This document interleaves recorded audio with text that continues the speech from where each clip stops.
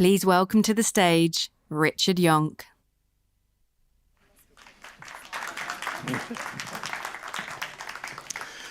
Hello and thank you. My name is Richard Yonck. I'm a futurist, and today I'm going to be talking a little bit about the security challenges of the future of AI. And because I'm a futurist and not a policy person, I'm going to talk a little bit about one very specific aspect of this, which is how it relates to our own intelligence. For millions of years, we've shaped technology, and as a result, our technologies have shaped us. Every single tool we've ever created, from fire that gave us warmth, nutrition, and community, to wheels that gave us motion, machines that extended our muscles and our bodies, and now AI that is poised to bring changes unlike anything we've ever seen, because it will extend not our muscles, but our minds. Every technology that's ever been created, every tool has extended and expanded our capabilities.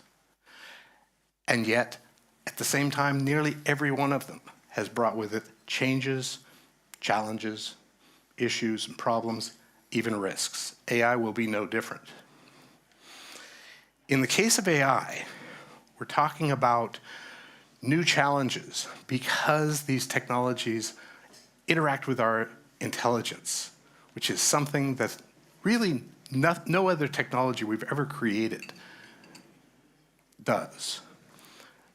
Over millennia, we came to occupy a cognitive niche in the environment, a niche that essentially allowed us to thrive and survive unlike any other species.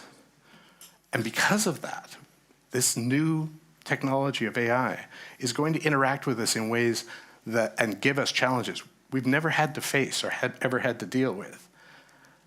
So as we look ahead, what kinds of security challenges are we likely to face in the form of different vulnerabilities that come about that it will affect not just those of us in the EU, but throughout the world?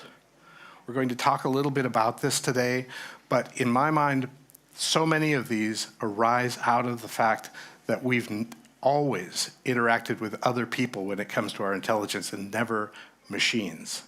That's going to be a problem. So today I'd like to talk a little bit about some of the challenges and hopefully a few possible responses to this. When we talk about AI, one of the things that I think creates one of the biggest vulnerabilities for our minds, for the human intellect, is the fact that we have so many cognitive biases. Cognitive biases exist because there are so many ways that our minds are not as efficient as we like to think they are. We take a great deal of pride in our intelligence, our ability to rationalize, our ability to think abstractly, and unfortunately there's also a lot of holes in how we think. Vulnerabilities arise out of this. A simple example is confirmation bias. That is the bias that we typically tend to prefer information that already agrees with our existing knowledge, our existing belief systems. That can really affect how clearly we think about certain things. The problems with this is when you start incorporating it into a technology, it leaves us vulnerable in ways we've never been before, because you can have feedback loops, you can have people in the loop in such a way that we essentially have never had to deal with an automated form of this. We've only ever dealt with people in this regard. Algorithmic influence dovetails into this because when we talk about people in the loop, the ability to create an actual testable algorithm, we've seen this with social media. It's been applied through advertising, marketing, propaganda, all of these can utilize the human being in a feedback way, in such a way that ultimately the A/B testing that takes place to check, okay, we want to direct the person this way or that way. Ultimately, we end up having a fairly efficient optimization problem. And human beings are not algorithms, but we have no defense against this. As a result, we've had years now of social engineering, the weakest point in the cybersecurity chain, where people essentially are easier to hack than a system, than a computer.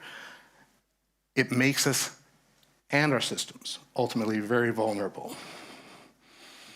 Deep fakes are becoming so good.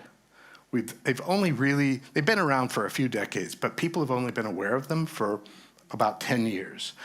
And early on, they were fairly easy to spot.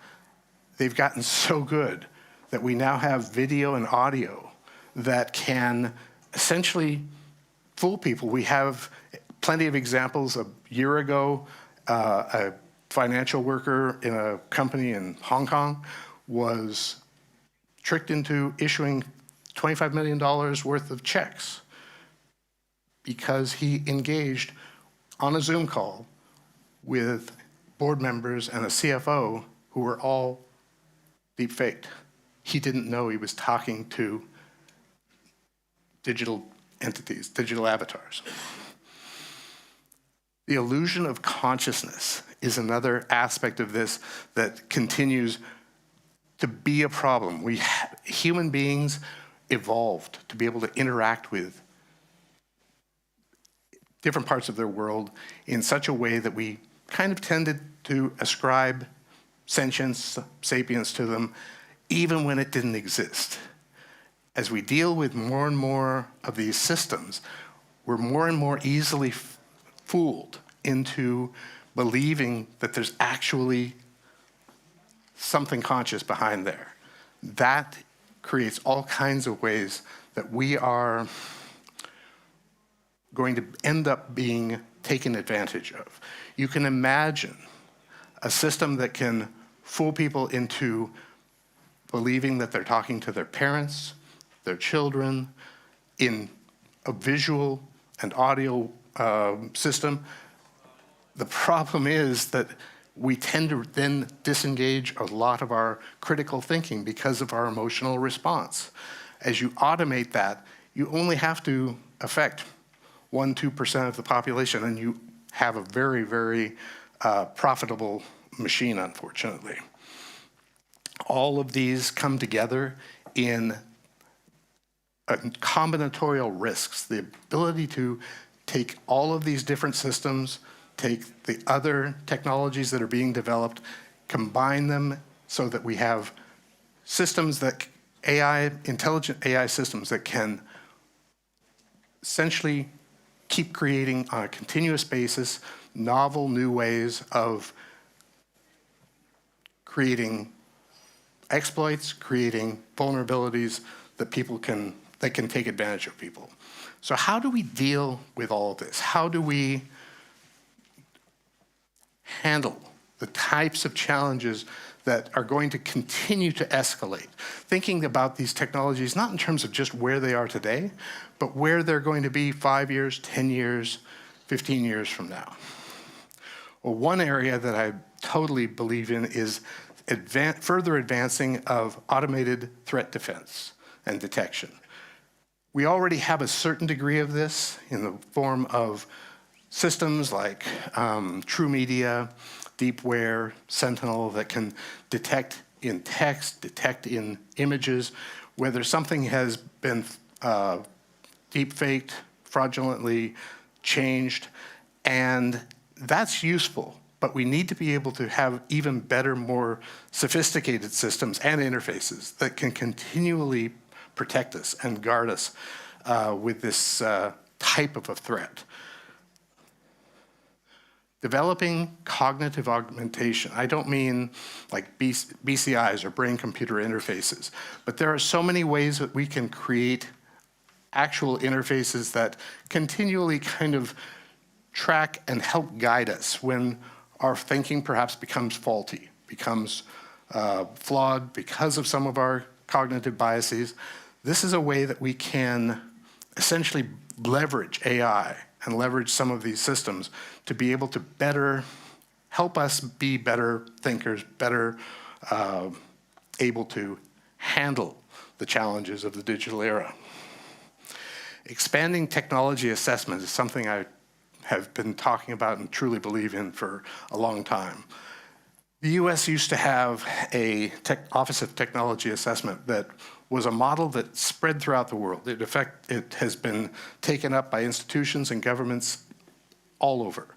And it's a really good idea because so many things are changing so rapidly. There's so much complex information out there that they're able to, you have a team that can take and objectively, relatively objectively, take this information, distill it in a way so that legislators, policymakers, and others, regulators, can make informed decisions about something they wouldn't normally be able to have time to basically become fully aware or fully knowledgeable in. It's basically summarization. I think as well extending this into the private sector so that we start to see this incorporated earlier on in terms of R&D and I will go a long way to being able to help identify challenges early on rather than just putting Band-Aids on after the technology has been developed. And finally, committing to anticipatory governance. There are so many ways that we can, and certain governments have begun to incorporate different foresight tools, different anticipatory tools into their systems, into their processes, so that they can be better able to anticipate and deal with new technologies, new changes, new trends as they develop, rather than being so much on the back foot, being so much behind as they come online. Obviously, some technologies come about abruptly, but we could definitely have better responses in that regard.